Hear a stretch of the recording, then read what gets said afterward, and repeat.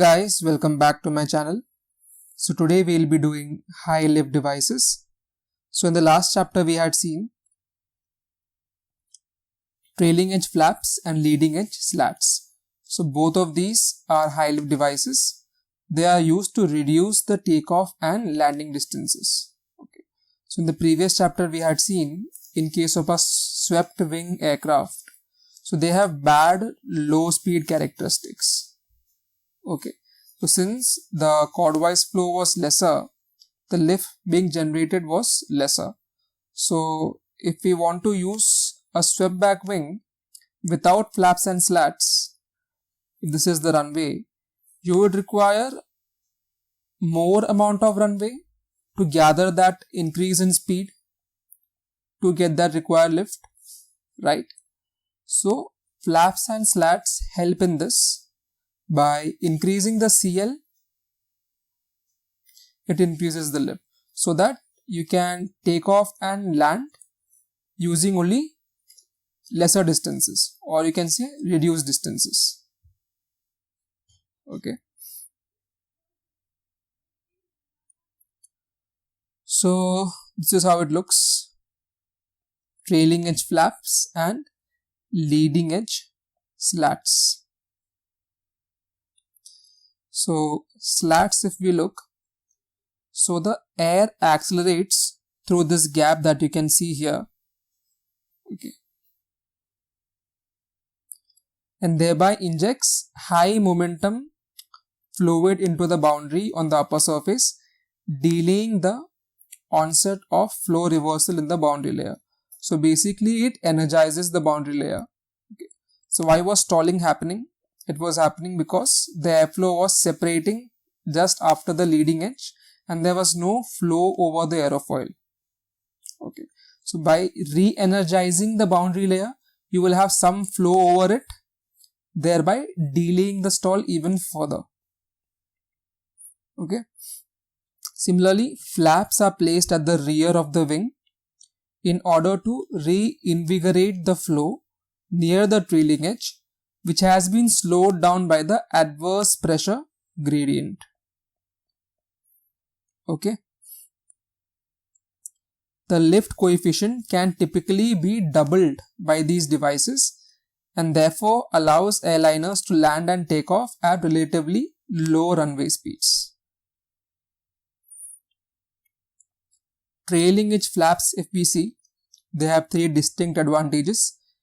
Gives you more lift, lowers your takeoff and landing speeds. Okay. You can produce more drag, allowing a steeper descent angle, okay, without increasing your airspeed on landing. You can reduce the length of your takeoff and landing rule. Okay. This is flaps up camber and flaps down camber. As you can see, the camber increases.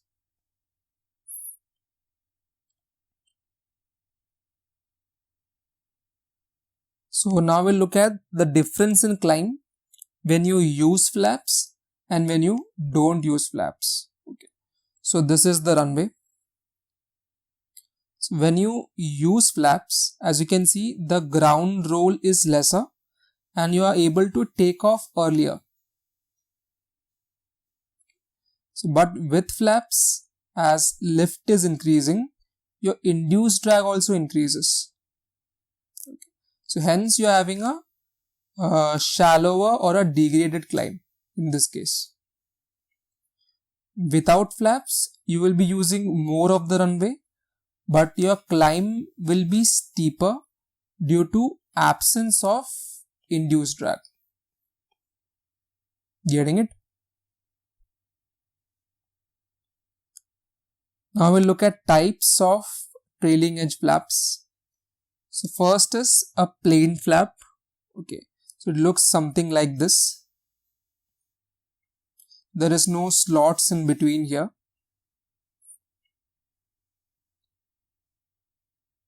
So they do generate lift, but it is fairly limited. Okay. Next is split flap. So it can split like this. Okay. So earlier the whole thing was moving down in the plain flap. Now it splits and moves down in this case. So this is how it looks. Okay, this is the upper surface and this is the split surface. Split flaps, they produce slightly more lift than plain flaps, but these split flaps also produce a lot of drag. Okay, so they generate the highest amount of drag as compared to any other type of flap. Next we have slotted flaps. So these are the most commonly used flaps today. They can be found on both small as well as large aircraft. Okay. So the high pressure air that is below goes into the boundary layer, energizing this boundary layer and further delaying the separation of this boundary layer, thereby delaying the stall. Okay. It produces a lot of additional lift without excessive increase in drag. Lastly, we have the Fowler flap. Okay, so this is its neutral position, and when it extends, it goes rearwards and then it extends. Okay, thereby increasing the surface area as well. So modern airliners use slotted flaps. Okay, so within the flaps as well, there will be slots like this. So these type of flaps generate the highest amount of lift. As you can see here, the airflow goes through the slots like this. Okay. The Fowler flaps moves rearwards and then down, initially giving an increase in wing area and then an increase in camber. Fowler flaps often have a series of slots to add energy to the airflow, that is, they are re-energizing the boundary layer. Okay. So now we'll compare the different trailing edge flaps. So this is angle of attack by CL. So as you can see, the Fowler flap generates the greatest increase in lift with angle of attack. Okay. CL max and the stalling angle. So this is how the angle of attack looks. Relative airflow and the chord line when the flaps are retracted. This is how it looks when it is extended. So this is the initial selection. This is the initial chord line. Okay, so in this case the flaps are retracted. Now it is extended, and as you can see, the chord line is elevated now. This was the earlier angle of attack. After you extend the flaps, the new angle of attack is this. As you can see, the effective angle of attack has increased. Okay, so because of this, you will stall at a lower basic angle selection. That is, if it is 14 degrees here, for example, this will already cross 16 degrees because of the increased angle of attack. Okay, increased, I can say, effective angle of attack. So with flaps lowered, the stalling angle is reduced. This is because lowering the flap increases the effective angle of attack. This is something we have to remember. With flaps lowered, the stalling angle is reduced. Now flaps, since they are extended into the airflow, they also cause drag, and different types of flaps cause different amount of drag. Okay, so we have CL by CD graph. So as you can see, the Fowler flaps cause the least amount of drag. Okay, it is only this much. Then the slotted flaps, then the plain flaps, and finally the split flap produces the greatest increase in drag. Okay, then if we see the lift, the CL, okay, so greatest CL is provided by the Fowler flaps. Okay, this is something we have to remember. So most amount of CL is provided by Fowler flaps. Split flap gives the highest drag and Fowler flap the least. Now we look at lift by drag ratio. Lowering the flap increases both the lift and drag, but not in the same proportion. Lift is the larger force, but the proportional increase in drag is greater. So max L by D ratio will reduce as the proportional increase in drag is greater. So while you take off, you will select the lowest flap setting. Okay. So this will give you greater lift, but the increase in drag will not be so much. Okay. While coming into land, the flaps will be fully extended, right? So this will produce a lot of lift, but this will produce a lot more drag, okay, thereby enabling you to descend faster. So your descent angle will increase, but your speed will not increase. So that is the benefit. Next is center of pressure movement with flap extension. So this is when the flap is retracted. This is the center of pressure position. When the flaps are extended, the CP moves rearward. Okay, this is something we have to remember.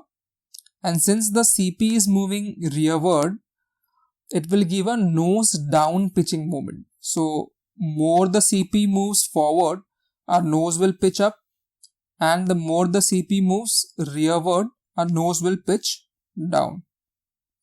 Okay, because this is giving a nose down pitching moment, the tail plane or the horizontal stabilizer, it has to give an increased downward force. Okay, so if this, I can draw this is the center of gravity. Because the CP has moved rearward, there is a nose down pitching tendency. So to balance out this nose down pitching tendency, the tail plane will have to give out a greater download or downward force. Getting it?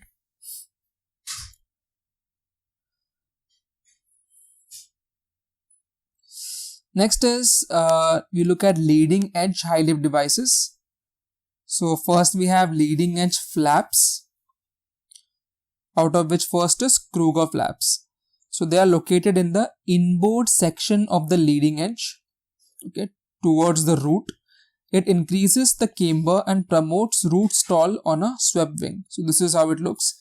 This is retracted and then it is extended. This is the leading edge. Okay. And the other one is called variable camber flap. Again leading edge. So this is how it looks. This is retracted and then it is extended like this, as you can see here. Next we look at the effect of leading edge flaps on lift. So wings with leading edge flap will have a greater increase in CL, as you can see. So one thing to remember is all leading edge devices increase the stalling angle, whereas the trailing edge flaps decrease or reduce the stalling angle. Okay. So this is the slat, and opening of a slat creates a slot through which airflow can go and re-energize the boundary layer, thereby delaying this boundary layer separation. Okay. So this increases the stalling angle. So if kinetic energy is added to the boundary layer separation will be delayed to a much higher angle of attack. It can go up to 25 degrees. Okay, so your normal stalling angle is 16. It can be increased to this level. Okay, so that is the benefit of leading edge slats. So now we'll look at the different types of slats. First is fix the slot. So fixed slots are a great way to increase the critical angle of attack. But since the slot is permanently open, so it would be something like this. So this is, the gap is permanently open. So this creates extra drag at high speeds, causing a hefty cruise performance penalty. Okay. So next we have something known as automatic slats. So these slats are opened and closed aerodynamically, that is by the airflow. Okay, they are not managed by the pilot, they are managed by the airflow. So as you can see here, as the stagnation point goes down, this slat will automatically open, as you can see, and it will go, a slot will be formed, and the airflow will go from here and it will re-energize the boundary layer. Okay, so this opens at higher angles of attack. At higher angles of attack, the stagnation point will move down and help it to open, thereby increasing the boundary layer energy. Lastly, we have powered slats. This is what is used in modern airliners. Powered by hydraulics or electrical system. Controlled by pilots during takeoff, landing, or any other slow speed operations. So for flaps as well as slats, there is only one control. There is not like a separate control for flaps and a separate control for flaps. Okay, slats and flaps have the same control. So lastly, we have sequence of operation of flaps and the leading edge devices. So leading edge flaps decrease the stalling angle, whereas the leading edge devices, which includes the leading edge flaps and the slats, they increase the stalling angle. Okay, so if we take average stalling angle to be 16, trailing edge flaps will make it 14, whereas the leading edge would make it 18. Okay, so while deploying, that is while extending, the leading edge devices will extend first. This will increase your stalling angle from 16 degrees to 18 degrees. So once this is done, the trailing edge flaps are retracted. This will again bring your stalling angle back to 16 degrees. Okay, so if you extended the flaps first, your angle of attack would immediately go from 16 to 14 degrees, stalling you immediately. Okay, so hence in order to avoid this, the leading edge devices are deployed first, then the trailing edge flaps. Okay, similarly, while retracting, we follow the same principle. We retract the trailing edge flaps first. This will increase the stalling angle from 16 to 18 degrees, and then we retract the leading edge devices later. This will bring a stalling angle back to 16 degrees. Okay, so we are done with this chapter. Hope you guys got this.